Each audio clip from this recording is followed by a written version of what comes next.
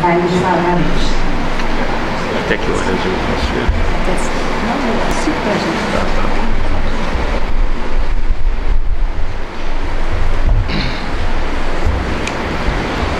Então, boa noite a todos, né? Estamos aí de volta a essa casa que nós aprendemos a amar e com um tema muito importante na continuação do estudo do Livro dos Médiuns, que vai tratar da obsessão. Aliás, esse tempo que a gente tem hoje aqui não dá para falar tudo sobre obsessão. Apesar que aqui no Livro dos Médiuns, Kardec vai tratar a respeito do problema do médium com o obsessor. Mas nós vamos trazer também alguns pontos que estão lá no Livro dos Espíritos, que será um alerta para todos nós, porque todos nós, todos que habitam a Terra, todos, sem exceção, têm obsessores. Todos nós temos obsessores. Todos. E nós vamos tratar isso aqui de uma maneira bem científica, como Kardec trata, sem milindres, sem temores, porque a verdade tem que ser dita acima de tudo. E às vezes nós somos pegos por esses irmãozinhos infelizes, chamados obsessores, pela nossa própria invigilância, pelo nosso egoísmo, pelo orgulho, pela vaidade que ainda trazemos, que é a característica do homem da Terra, de um planeta de provas e expiações. Então esse é o assunto que nós vamos tentar em 50, 55 minutos levar a todos vocês. Mas antes, a respeito do Natal que se aproxima, né? Faltam 7 dias, né? Daqui a uma semana estamos comemorando o nascimento de Jesus.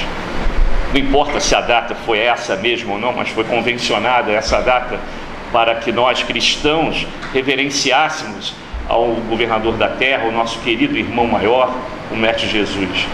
E é nessa época, já no iniciozinho de dezembro, quando a gente entra pelo mês de dezembro, é que os espíritos de maior hierarquia espiritual descem à terra com uma nuvem de amor envolvendo a todos nós. Por isso que nessa época de dezembro a gente se sente bem, o ambiente, a harmonia, seja no ambiente de trabalho, profissional, né, é um pouco diferente dos outros meses. O ambiente familiar, apesar das dificuldades que nós temos sempre no nosso dia a dia, em qualquer lugar onde estejamos, mas a gente observa uma coisa diferente no ar, uma leveza, por causa da proximidade do Natal. E os espíritos amigos superiores, sabendo disso, se aproximam da crosta terrestre. É um mês diferente, em que temos a contrapartida exatamente no mês de fevereiro, quando a gente entra no Carnaval. Até lá esses espíritos já saíram e deram lugar aos chamados obsessores, que vão envolver a Terra em função dos pensamentos deletérios que são emitidos através do Carnaval, do motivo do Carnaval. Então isso aí, a gente aproveita o momento de hoje até para incentivar que no período do Carnaval os jovens, né, que irão para a Comerge, a família espírita que vai estar convivendo no núcleo do ENEF, as casas estarão abertas para esse propósito, para que possamos desviar um pouco o pensamento da proposta um tanto infeliz. Não que o Carnaval seja uma coisa ruim, mas que as pessoas, através da mídia e através dos apelos até sexuais que se aproveitam do Carnaval, possam desviar os pensamentos para outros fins, que vai resultar em um ato infeliz da parte de cada um. Não é à toa que nessa época do ano, em fevereiro, os amigos espirituais comandados por Bezerra de Menezes se encontram, se reúnem para fazer um trabalho de auxílio àqueles que desencarnam no período do Carnaval. É um período totalmente oposto a esse de dezembro que estamos vivenciando. Portanto, fica aí o nosso aviso, o nosso alerta, porque o mês de dezembro, dentro em breve, vai acabar. Após o Natal, na chegada do Ano Novo, onde é um dia de festas, né, de comemorações, de excessos também, como no Carnaval, esses espíritos superiores já vão se retirando da crosta terrestre. Então esse ambiente de leveza, de alegria, né, eles se aproveitam desses sentimentos de amor e vão se aproximando, se aconchegando aos nossos corações.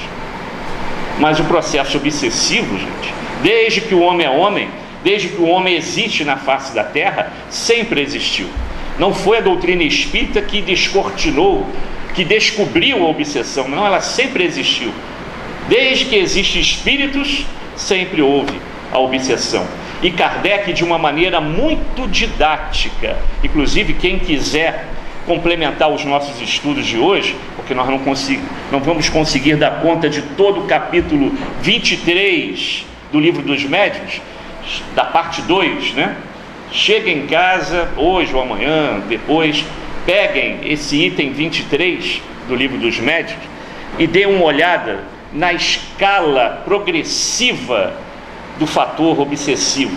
Kardec, de uma forma muito didática, pedagógica, nos coloca as várias fases de obsessão, começando pela obsessão simples, que todos nós temos, todos nós passamos por esse tipo de obsessão, porque eu falei no início que todos nós temos obsessores, e temos sim, até pelo nosso passado, recente ou remoto, um passado delituoso, um passado em que, se nós pudéssemos recordar, graças a Deus não. Graças a Deus a gente reencarna com a bênção do esquecimento, graças a Deus. Porque se nós pudéssemos recordar, nós viveríamos eternamente em estado de depressão, vergonha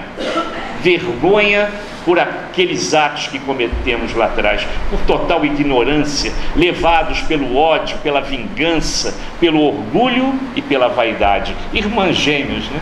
Irmãos gêmeos que circulam, que andam com aquele nosso homem velho que nos persegue, trazendo a cada encarnação ainda esses resquícios do nosso passado. Por isso que a gente reencarna, por isso que passamos por testes, provas e expiações, choro e ranger de dentes, como está lá no Evangelho, para que possamos ser testados. E o médium não é diferente. O estudo, como eu falei no início também, o estudo se refere à postura do médium espírita cristão, na casa espírita, a sua postura dentro da casa espírita. Mas nós vamos levar um pouquinho para o nosso dia a dia. Afinal, todos nós também somos médios, né? De um grau maior ou menor, mas todos somos médios. Aquele que tem intuição também é uma forma de mediunidade.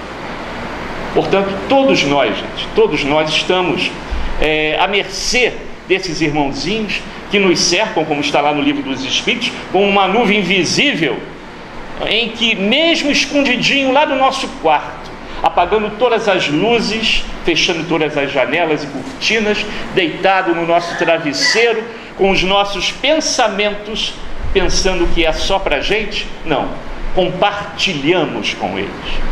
Todos os nossos pensamentos são compartilhados com espíritos bons ou ruins, dependendo do grau de magnitude desse pensamento. É o que André Luiz define como hálito mental. É a definição que André Luiz nos dá. O nosso pensamento, essa caixa magnética que trazemos aqui no cérebro, aqui, que nós ainda não temos ideia da sua potencialidade total, ela emite vibrações que vão atrair espíritos bons ou maus, de acordo com essas vibrações. E eles vão se aproximar, vão se chegar a nós. Por isso, certa vez, estudando a mediunidade com os jovens lá da casa de Eurípides, quando falávamos do processo obsessivo e do espírito obsessor, quando muitos espíritas culpam os obsessores pelos seus erros, vamos parar com isso. A culpa não é do obsessor, não. Você é que chama o obsessor para perto de ti. A cadeia mental, o hálito mental, as vibrações magnéticas é que vão atrair o espírito. Às vezes ele nem sabe que você existe, nem sabe que você deseja o álcool, o tóxico, a cocaína.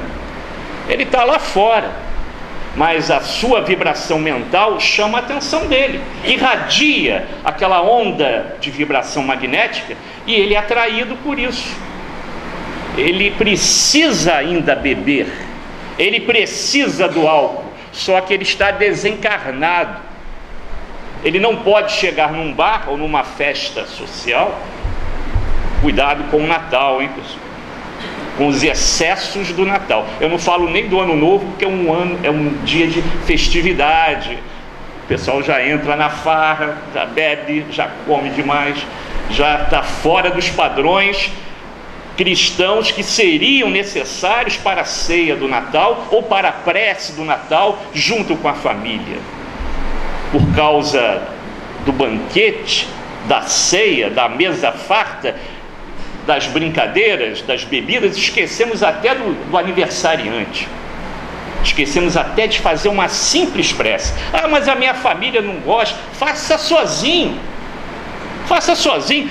O culto do lar é a mesma coisa. Faça sozinho. O Chico, que é o Chico, fazia sozinho. Ele fazia o culto muitas vezes sozinho. Suas preces eram nesses momentos em que as datas comemorativas cristãs se faziam necessárias e ninguém queria fazer, ele fazia sozinho, em silêncio, em pensamento. Podemos fazer isso. Por isso que quando falamos do obsessor, incriminando o obsessor, ele é o culpado desse meu deslize, desse meu erro, é mentira. O livre-arbítrio é teu, a palavra final é sua. O espírito obsessor se aproveita dos seus deslizes, dos seus erros, porque ele precisa também daquilo. E como eu estava falando do copo, ele precisa beber, ele não consegue, ele está desencarnado. O perispírito dele não vai chegar aqui e pegar no copo e beber. Então ele vai precisar do médium, nesse sentido mesmo. Vai precisar de um médium para que quando aquele cidadão for beber, ele estará junto com ele, bebendo com ele. Como é que esse obsessor faz isso? Ele une a célula do seu perispírito desencarnado com o perispírito encarnado do viciado. Viciado de qualquer espécie, vício de qualquer espécie. Isso também é um estudo mediúnico. Tanto que nessa hora, já acabou lá na casa de Eurípides, de 6 às 8, 6 a 8 horas, todas as terças-feiras, se tem uma reunião para os dependentes químicos, mas não para o encarnado. A reunião é específica para o desencarnado que acompanha aquele dependente químico. E isso serve para qualquer dependência, qualquer excesso. Drogas, álcool, comida, dinheiro, sexo, tudo que é excesso e que prejudica cada um de nós. Então o espírito obsessor, ele se aproxima daquele espírito infeliz, abraça, como se estivesse abraçando fortemente um ente querido, célula por célula, envolvendo o seu perispírito, e suga as emanações do álcool. Ele bebe junto com o dependente, fuma junto com ele, se pica junto com ele e fica bêbado como se fosse uma pessoa encarnada. Certa vez o Chico, passando na Rio Branco, uma vez que ele esteve aqui no Rio com alguns amigos, saindo de uma casa espírita indo para outra, passando na Rio Branco ali, já era tarde da noite, os bares já estavam fechados, e ele viu uma pessoa já caída sob a marquise de um bar de tanto beber, estava lá deitada lá no chão, e o Chico chamou a atenção para os companheiros que estavam no carro. Vocês não estão vendo, mas junto com aquele irmãozinho que está ali deitado, tem 5 espíritos deitados ali com ele. Beberam com ele. Então a gente nunca está sozinho, nunca está sozinho. E eles se aproveitam mesmo das oportunidades que nós oferecemos. Então não culpem os obsessores pelos erros que vocês cometem. Vamos dar uma folga para eles também. Nem tudo é culpa deles. Muitas coisas eles podem promover, nós vamos falar sobre isso. Mas nem tudo é culpa deles. Eles apenas se aproveitam da brecha que vocês oferecem, que nós oferecemos, afinal somos todos imperfeitos, como diz Emmanuel, somos crianças espirituais, através de uma palavra mal colocada, de um gesto impensado, de um pensamento, que é a pior das coisas, o pensamento. Basta um pensamento delituoso e você chama aquele espírito para perto de si. Daí, orai e vigiai. Essa recomendação já é antiga, hein? Tem mais de 2000 anos. Orai e vigiai. Em função disso, com esses espíritos que estão ao nosso redor, tomando conta da gente, policiando, monitorando, porque o espírito obsessor também é inteligente. Os espíritos trevosos, lá do umbral, aquele pessoal barra pesada mesmo, tem uma equipe de inteligência, tem uma equipe de, vamos dizer assim, de estratégia, verdadeiros administradores do mal. Eles sabem muito bem como chegar, como dar o bote na hora certa, por vários fatores.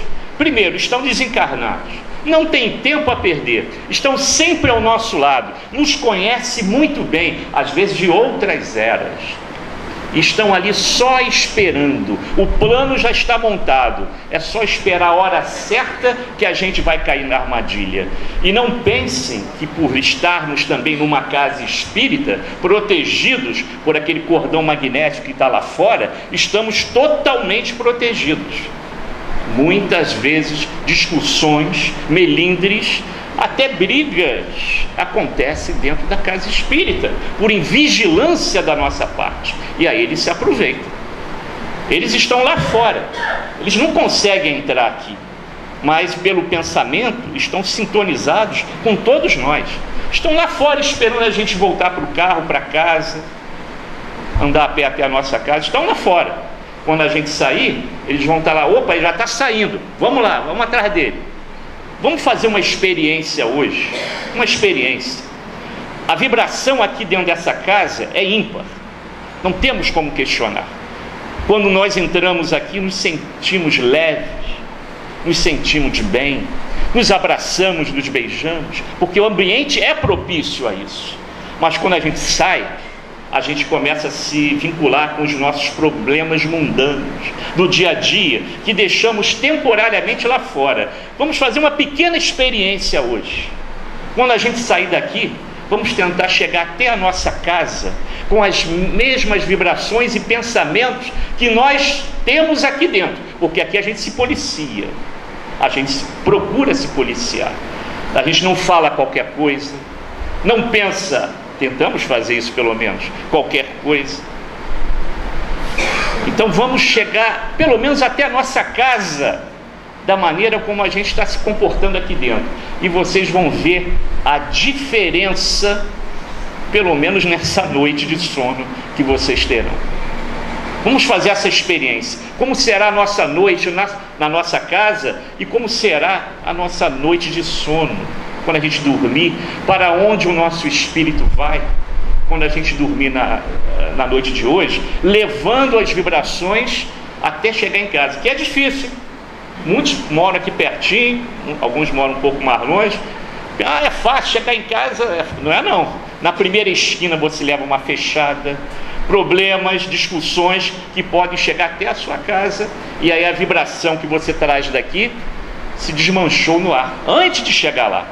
Então vamos fazer esse teste, e vamos ver como é que será o dia seguinte. Então, obsessão simples todos nós temos, pela aproximação desses irmãozinhos, como eu falei, que nos conhecem muito bem e que estão atentos em todos os nossos atos, em todas as nossas atitudes. Em relação ao médium, o Kardec, juntamente com os amigos espirituais, ele deixa o seguinte recado: Dá-se a obsessão simples quando um espírito malfazejo se impõe a um médium e se miscui, a seu malgrado, nas comunicações que ele recebe, o impede de se comunicar com outros espíritos e se apresenta em lugar dos que são evocados. Quase todos os médiuns, somente aqueles mais experientes, sabem quando isso está acontecendo. Quando nós estamos iniciando a nossa mediunidade, seja ela psicofônica, né, psicográfica ou não, a gente às vezes fica em dúvida, né? Mas os amigos mais experientes vão nos ajudar. Mas em geral os médiuns percebem quando um determinado espírito se finge passar por outro, se dizendo fulano de tal, mas a gente sabe que não é, pelo palavreado, pela postura, né? A gente não se deixa levar por aquela comunicação, às vezes inverídica. Temos que estar vigilantes também em relação a isso. E Kardec diz, complementa aqui: na obsessão simples, o médium sabe muito bem que se acha presa de um espírito mentiroso. Isso com o desenvolvimento, com o estudo. Por isso que é perigoso colocar alguém iniciante. Muitos que chegam à casa espírita, alguns que estão chegando até hoje pela primeira vez, talvez não saibam disso. Por que eu já não posso participar da mesa mediúnica? Eu quero ser espírita, mas já quero sentar na mesa mediúnica, na reunião mediúnica. Não é bem assim. Não pode e não deve, pela sua própria segurança, porque você ainda não está preparado. Você ainda tem que estudar, conhecer a doutrina, estudar as obras de Kardec, ter uma postura mediúnica adequada. Isso a gente só se adquire com o estudo. Somente estudando que a gente vai conseguir chegar a esse estágio. E leva um tempinho. Não é assim, um mês que vem eu já quero estar aí. Não. Tem que se preparar, gente. O médium, ele tem que ter uma postura mediúnica para que possa entender, interpretar e saber com quem ele está falando, quem são os espíritos que ali estão. Então, o médium reconhece sem dificuldade a felonia e como se mantém em guarda, raramente é enganado, mas para isso ele tem que estudar, e o médium tem que estudar. E aí começa o primeiro compromisso do médium com a casa espírita, que muitas vezes ele deixa em segundo plano: o estudo. O estudo. E isso é tão sério que todos os médiuns de qualquer casa espírita já são preparados com antecedência no plano espiritual, no mundo espiritual. Ele não começa a estudar a doutrina espírita aqui, ele já começa a se preparar no plano espiritual. E aí é que começa também as grandes decepções dos amigos espirituais em relação a cada um de nós. Porque no nosso planejamento reencarnatório, todos nós reunidos na verdadeira pátria, que é a pátria espiritual, temos lá a seguinte missão: olha, você será médium da casa espírita, então você vai ter que se preparar. Então os estudos começam em salas de mais ou menos 20 alunos. Essa história está descrita no livro do Bacelli, chamado Liceu da Mediunidade. No livro Liceu da Mediunidade, ele descreve como é que é esse curso preparatório para médiuns, futuro médiuns da Terra. Salas cheias, várias salas de 20 alunos, estudando livro dos médiuns, estudando evangelho, estudando técnicas de comunicação. Ele vai fazer a psicografia. Outro, não, ele vai ter a visão, vai ter o dom da visão, da audição, da fala. Então cada um se preparando para aquele tipo de mediunidade. Muito bem, reencarnam, preparados para chegar à casa espírita. Porque ninguém chega aqui por acaso. Ninguém chega à casa espírita por acaso. Ninguém tropeçou ali na esquina, veio rolando, caiu aqui dentro. Cada um veio aqui por um motivo. Infelizmente, 80 a 85% dos casos, felizmente ou felizmente, nós não podemos julgar isso, mas 80 a 85% dos casos que levam as pessoas a chegar à casa espírita é pela dor. É pela dor. Perda de um ente querido, uma doença uma doença séria da família ou consigo mesmo. Mas, em geral, a dor é que traz a pessoa para tentar uma explicação. Por que de tanto sofrimento, de tanta prova, tanta dor, tanta expiação? E ele vai encontrar a resposta na casa espírita. Mas, se a gente fizer esse levantamento aqui, com certeza chegaremos a esse percentual também. Portanto, o médium, ele veio preparado, certo do seu trabalho, e desses 20 que foram, de cada turma, de cada 20 alunos, somente 4 chegam na casa espírita. As estatísticas estão lá no livro. De 20, somente 4 chegam na casa espírita. E desses 4, só um vingam, só um ficam no trabalho. Por um motivo ou outro qualquer, vai embora, dá uma desculpa qualquer e se manda do trabalho. É muita responsabilidade, eu não tenho tempo disponível, e a criatividade não falta para fugir do trabalho. E vai embora mesmo, fica um. De 20, um ficou. Isso não quer dizer que esse médium está à prova de qualquer processo obsessivo. Eles vão passar pelos testes, que Kardec considera isso testes, até para que ele continue e permaneça estudando. Quando ele pensa que já passou por todos os testes que deveria passar, ele se dá conta que existe um outro nível de obsessão, que é a fascinação. E esse é o motivo da saída, e às vezes não de forma muito amável, conciliatória, do médium da casa espírita.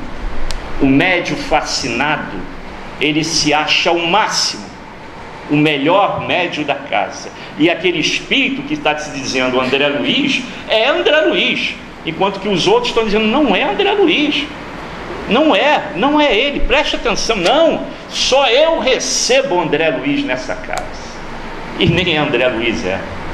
E aí começa a fascinação, ele fica como que bloqueado, ele não consegue raciocinar, ele fica impossibilitado de ser racional em relação às suas colocações, às suas visões, às suas propostas de trabalho, e os amigos dizendo, olha, não é bem assim, as coisas não são bem assim. Não, mas é ele sim, eu tenho certeza que é. E aí começam as discussões, os melindres, e a criatura sai da casa espírita brigada, culpando o presidente da casa, o diretor da mesa, os companheiros da casa espírita. Quer dizer, e Kardec, através dos amigos espirituais, explica muito bem como é que isso acontece. A fascinação tem consequências muito mais graves do que na obsessão simples. É uma ilusão produzida pela ação direta do espírito sobre o pensamento do médium, e que, de certa maneira, lhe paralisa o raciocínio, como nós falamos antes, relativamente às comunicações. O médium fascinado não acredita que o estejam enganando, e aí então o espírito começa a manipular, o espírito obsessor começa a manipular com mais facilidade. Mas repare que isso não começou de repente. Nada na natureza é de uma hora para outra, e na obsessão também.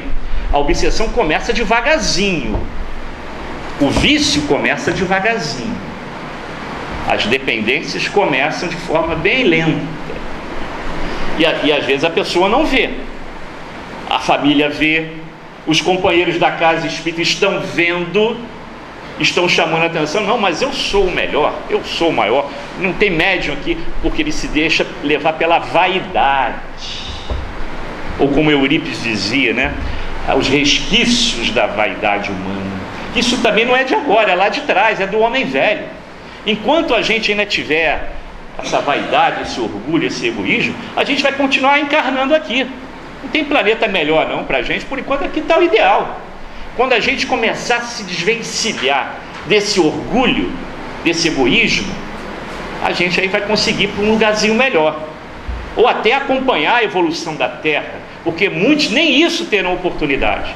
Muitos não poderão mais reencarnar nesse planeta devido à baixeza moral em que se encontram, pelo prazer de fazer o mal. Esses não poderão mais reencarnar aqui, não terão mais essa oportunidade. Reencarnarão em outro lugar, em outro orbe, para dar continuidade à sua evolução, mas reencarnando aqui estaria atrapalhando a todos nós. Os fundamentalistas de todas as religiões, não são apenas os muçulmanos, não. Existem fundamentalistas em todas as religiões, inclusive na doutrina espírita também, inclusive aqui. Por isso que aquele livrinho pequenininho, que a gente sempre recomenda a ser lido e estudado, Aconteceu na Casa Espírita, deve ser relido muitas vezes, porque ali mostra as armadilhas que os irmãozinhos inferiores colocam dentro da casa espírita com os espíritas. O fato de sermos espíritas, não estamos imunes à obsessão, pelo contrário, tem muito espírito que não queria que a gente estivesse aqui e vai fazer de tudo para impedir que a gente continue a vir aqui. Quantos problemas alguns de vocês, posso até dizer a maioria, teve para sair de casa para estar aqui hoje? Quantas dificuldades, mas na horinha de sair de casa, minutos antes de sair de casa para chegar aqui. E se você não tivesse a vontade firme, não, eu vou à casa espírita hoje, você não estaria aqui. E vai acontecer problema sempre. Se você trabalha na evangelização, na distribuição de quentinha, como tem lá no Eurípides, né? Como tem também na distribuição de mantimentos, como tem aqui, na reunião doutrinária, nas palestras, na mesa mediúnica, dos trabalhadores em geral dessa casa e de todas as casas, se a gente não tiver propósito firme de bancar o nosso compromisso, as coisas vão se desmanchar, porque eles, como eu falei antes, eles são inteligentes. Eles são inteligentes. O negócio é tão sério dentro da casa espírita. Esse livro, Aconteceu na Casa Espírita, explica muito bem como é que esses engenheiros, esses administradores, né, articuladores, trabalham contra nós. Eles mostram muito bem. Mas existe uma peça teatral chamada O Diabinho Coxo. O Diabinho Coxo é uma peça, inclusive nós apresentamos uma vez na casa de Eurípides, né? A mocidade lá do Eurípides apresentou. Paulo trabalhava nessa peça aí também. Esqueci o nome agora do autor. Oi? Leopoldo Machado, o mentor das mocidades espíritas. Como é que eu poderia esquecer? Foi ele que deu início ao movimento das mocidades espíritas no Rio de Janeiro e no Brasil. Ele saía com caravanas pelo Brasil inteiro para movimentar mesmo aquela garotada. Leopoldo Machado, a peça era dele. Por quê? Porque os espíritos inferiores lá do umbral, os obsessores, queriam acabar com uma casa espírita. Aliás, essa é a intenção de todos eles. Se eles pudessem acabar com isso aqui, eles acabariam. Só que eles sabem que acabar com a casa espírita como um todo, numa visão macro, é muito complicado. Mas se ele começar a trabalhar individualmente com cada um de vocês, minando, quebrando a varinha uma por uma, poderá ficar mais fácil. Mas às vezes o espírito barra na fé de um, na moral do outro, na fé inabalável do outro. Então os diabinhos lá estavam preocupados. Nós não conseguimos, já tentamos de tudo. E o diabão-chefe, né? O diabão-chefe lá, revoltado, querendo castigar todo mundo, até que chegou lá um criado que levava serviçal, puxava da perna, esse que é o Diabinho Coxo, puxando da perna, e dá a seguinte ideia: deixa com os próprios espíritas, eles mesmos vão se destruir, eles mesmos vão brigar entre si. Gente, nunca foi tão verdade essa passagem, viu, gente? A falta de atenção, de cuidado que nós temos com a palavra, falta de vigilância que nós temos dentro da casa espírita, pode provocar isso. Então os próprios espíritas, eles mesmos farão serviço. Aí o diabão ouviu o conselho: opa, é por aí que a gente vai. E é por aí que eles estão indo. Essa peça é da década de início de 60, década de 60, final da década de 50, início da década de 60. Se a gente representar essa peça de novo, apresentar, ela está mais atual do que nunca. Eles estão aí, eles nos cercam, eles nos vigiam, eles sabem o que a gente pensa, o que a gente gosta, e vai colocando aquilo devagarzinho, como uma sementinha que é regada diariamente, vai colocando aquela ideia ali, vai alimentando aquela ideia, aquele monoideísmo, a pessoa só pensando naquilo. Ela mesma vai promovendo a sua auto-obsessão. Aí deixa por conta dela mesma. Agora, não precisa mais não.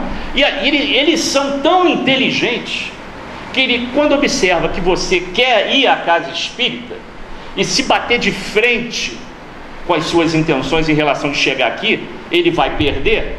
Então eles combinam o seguinte: olha, não está na hora da gente começar a trabalhar com essa pessoa não. Ela estava cheia de problemas. São também aqueles indivíduos que acham que chegando à casa espírita os milagres vão acontecer. Nós vamos fazer milagres. Assim que tomar o passe, daqui a pouco tomar água fluidificada, os seus problemas vão terminar.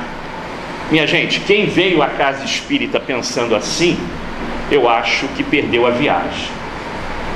Casa espírita não faz milagres. Nós não estamos aqui para fazer milagres. A proposta da casa espírita séria como essa e a nossa lá no Eurípides é promover a reforma íntima de cada um de vocês. Isso é uma conquista individual, e isso a casa ajuda, com os livros, com essas ferramentas, com os trabalhos que vocês vão encontrar. Basta perguntar ao pessoal da casa: onde eu posso ajudar? Sempre vai ter um lugarzinho para você, sempre vai ter. Sem trabalho, sem a prática da caridade, nós não vamos chegar a lugar nenhum.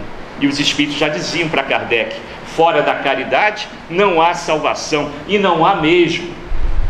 E a reforma íntima vem através do estudo e do trabalho. Dificilmente a gente pega uma dessas páginas pequenininhas que a gente recebe aqui no centro, aquelas páginas distribuídas gratuitamente, pequenininhas, de André Luiz, de Emmanuel. Dificilmente essas páginas não vêm com a conjugação do verbo trabalhar e estudar. Trabalhar e estudar, estudar e trabalhar. Somente assim é que a gente vai conseguir fazer essa reforma íntima. E é para isso que a gente está reencarnando. Quantas encarnações vocês tiveram? Não tem nem ideia, né? Com o objetivo dessa reforma íntima que a gente ainda não atingiu. Nós ainda somos crianças espirituais, ainda temos inveja, ainda passamos pela prova do orgulho e perdemos feio, da vaidade, da vingança. Não vou deixar barato, não vou levar isso para casa, isso não vai ficar assim. A gente ainda traz isso. O verbo perdoar ainda está muito longe da gente. Precisa reencarnar mais um pouquinho, e vai reencarnar sim, tantas vezes quanto for necessário, para aprender a conjugar o verbo amar no sentido maior da palavra. Perdoar, amar, trabalhar, estudar. A gente já deu um grande passo chegando aqui, um grande passo, mas depende ainda de muita fé, de muito trabalho, para a gente ainda começar a trabalhar aquele homem velho, para mudar algumas tendências, e cada um sabe qual é a sua. Não precisa fazer terapia de vida passada, TVP, para saber o que é que foi lá atrás, não. Basta olhar para dentro de si e ver as tendências que a gente tem, os pensamentos que a gente ainda tem. Dá para ter uma ideia do que é que você foi lá atrás, do que ainda você gosta, dos seus prazeres. E pelo que você faz hoje, no bem, você poderá ter uma ideia do que vai acontecer lá na frente, porque a lei de ação e reação é implacável. É implacável, tanto para o bem quanto para o mal. Portanto, a fascinação, o médium fascinado não acredita que esteja sendo enganado, porque ele é vaidoso, E se você disser que ele não é aquilo que ele acha que é, ele vai brigar com você e vai sair da casa. E aí nós chegamos na subjugação. Na subjugação, estágio talvez o mais difícil. E quando a criatura chega no estágio de subjugação, dificilmente tem volta, hein? Quando a criatura está subjugada pelo seu obsessor, ele vira um fantoche, uma marionete na mão do obsessor. Ele começa a fazer coisas que ele não queria fazer, mas ele se deixa levar por esse tipo de, vamos dizer assim, de possessão. Kardec, aqui, é interessante esse termo possessão, porque ainda nessa obra, no Livro dos Médiuns, o termo possessão segundo o próprio Kardec diz aqui, sinônimo da subjugação, mas na Revista Espírita e em obras póstumas, ele já trata da possessão de um outro sentido. A evolução do pensamento de Kardec, ele não está se contradizendo, tá? Para Kardec, ele diz aqui no item 241, dava-se outrora o nome de possessão ao império exercido por maus espíritos, quando a influência deles ia até a aberração das faculdades da vítima. Possessão é estudada por Kardec posteriormente, mais detalhadamente, pontualmente. Quando o médium, ou qualquer um de nós, chega ao estágio de subjugação, nós, como a garotada diz aí fora, né, começamos a pagar mico. São aquelas manifestações que a gente vê aí na rua, pessoas falando com o invisível, andando quase que seminuas, dançando, andando de maneira animalesca pela rua. Quer dizer, ele perde toda a sua consciência de espírito, da sua consciência, da sua postura espiritual, e se deixa levar como um fantoche, marionete, nas mãos do espírito obsessor. O obsessor faz dele o que quer. Faz dele o que quer. Em relação à subjugação, ele coloca assim: a subjugação é uma constrição que paralisa a vontade daquele que a sofre e o faz agir a seu malgrado. Numa palavra, o paciente fica sob um verdadeiro jugo. E essa subjugação pode ser moral ou corporal, como nós falamos. Está fazendo atitudes, comportamentos completamente fora dos padrões e que talvez ele nem quisesse fazer isso, mas ele se deixa levar, ele já está dominado pelo espírito obsessor. No caso mais grave da dependência química, essa pessoa já não tem mais o seu livre-arbítrio total em suas mãos. Às vezes a criatura sai de casa tentando ir para algum lugar e o obsessor chega nele e diz: bar, cerveja, alimentando a mente dele. Cerveja, álcool, bar. E ele desvia o caminho dele, ele vai para um bar, senta, ele não sabe como chegou ali e começa a beber junto com os irmãozinhos. Mas isso teve um início. No início não era o obsessor que estava ali querendo convidá-lo para beber, ele que convidava os obsessores. E isso foi se avolumando, o processo é lento, gradual, mas intenso e permanente. Quando ele se vê, ele já está na mão do obsessor, não tem mais como fugir. E várias instituições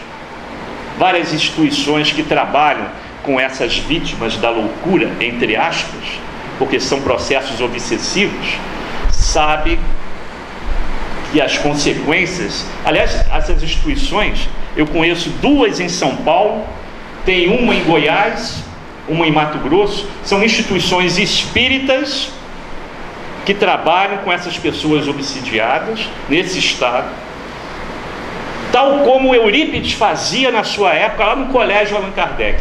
Nos porões do Colégio Allan Kardec, Eurípides e os seus alunos tinham um trabalho muito sério voltado para esse tipo de obsessão. A pessoa era colocada como se fosse num cárcere, numa cela, onde ele era trabalhado com o evangelho, passe, evangelho, e é assim que esses hospitais trabalham, pelo menos lá de Goiás eu conheço muito bem, é perto de Anápolis ali, um hospital sério, mantido por médicos espíritas, fazendo o mesmo tratamento que Eurípides fazia, de manhã, tarde e noite, evangelho, água fluidificada e paz. Tarde e noite é a mesma coisa, manhã, tarde e noite. 80% daqueles pacientes que foram internados na colônia Juliano Moreira estavam possessos, estágios de loucura através da subjugação. 80% poderiam ser curados com essa terapia, com esse tratamento. Outros 10% levariam mais algum tempo, 10 a 15% levaria mais algum tempo, porque o estágio obsessivo já estava mais prolongado, seriam curados, mas ia levar mais tempo. Mas 5%, segundo os próprios médicos, já seriam casos patológicos, que nessa encarnação ele não poderia mais recuar, porque era compromisso do espírito, compromisso em relação ao seu passado recente ou remoto, seu passado delituoso. Ele teria que passar por essa experiência. Mas apenas 5%. 5%, gente. Quantas pessoas foram torturadas, humilhadas, tiraram parte do seu lobotomia, né, que eles chamam, parte do seu cerebelo, para ficar como um robô. Olhava, mas não via, olhava para o infinito, parecia um vegetal. Não precisava, não precisava. E olha quantos espíritos, não só ali, mas em outras células de tratamento como esse, sofreram e não tinham a mínima necessidade de passar por isso, porque eram espíritos obsediados. E a obsessão também, gente, também pode ser daqui para lá. Não é só de lá para cá, não. Também pode ser do encarnado para o desencarnado. Principalmente quando um ente muito querido nos deixa temporariamente, nós vamos nos encontrar.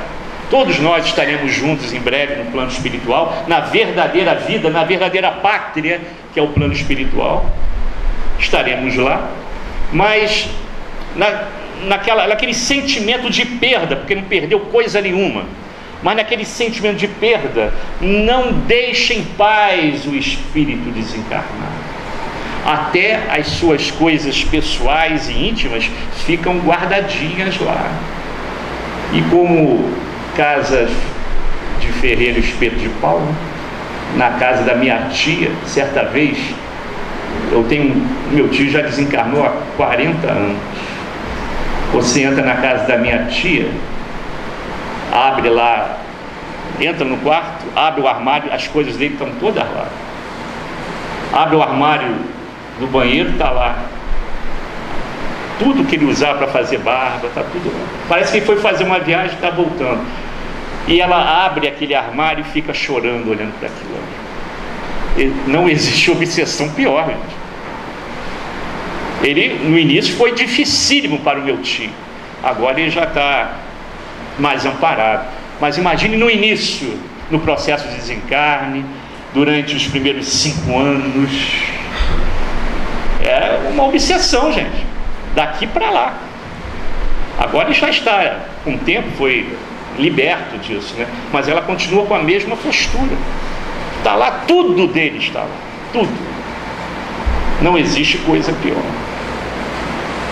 Então, para a gente terminar, já está faltando aqui, já está na hora já, mas não dá para falar em 55 minutos. Kardec dá uma receita de bolo, eu só vou citar, não dá para comentar cada um desses 9 itens.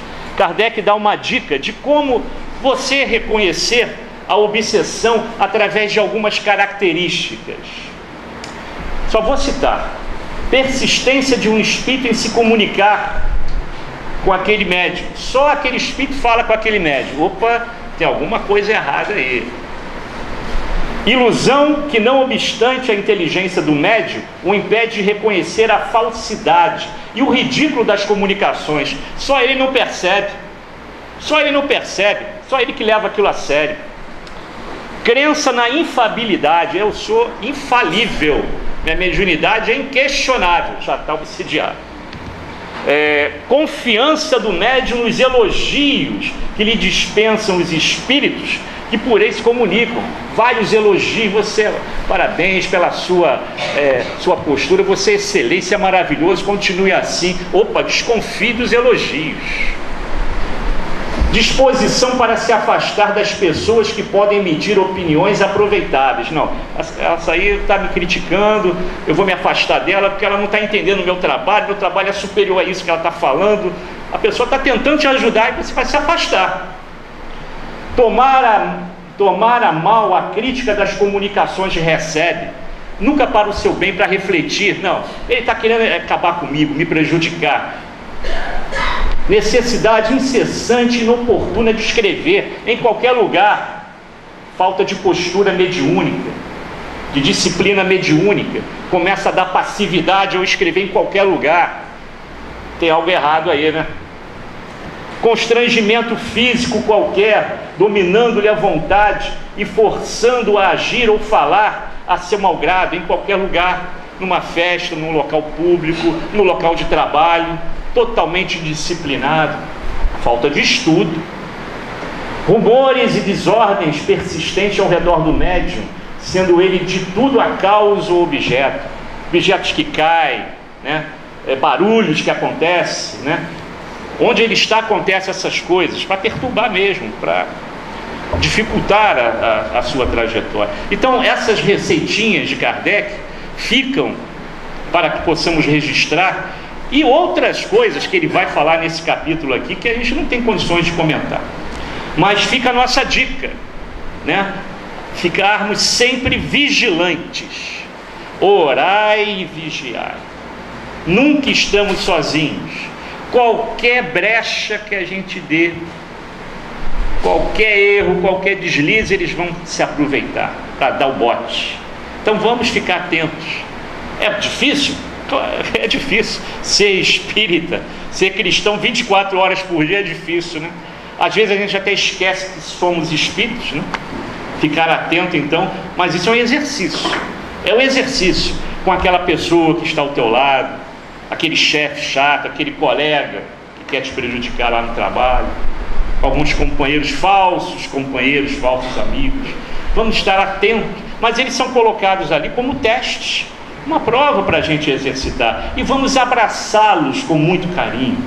Não vamos cair no golpe do obsessor, não vamos cair na sintonia, nessa brecha que a gente vai liberar para atrair esse obsessor. Fica aqui o nosso recado, para que vocês reflitam e não esqueçam da experiência que vamos fazer hoje quando a gente voltar para casa. Vamos ver quem consegue chegar em casa sem aborrecimento, mantendo as mesmas vibrações da casa espírita. Que Jesus nos ampare e que a gente possa lembrá-lo na prece no dia do seu aniversário. Muita paz a todos.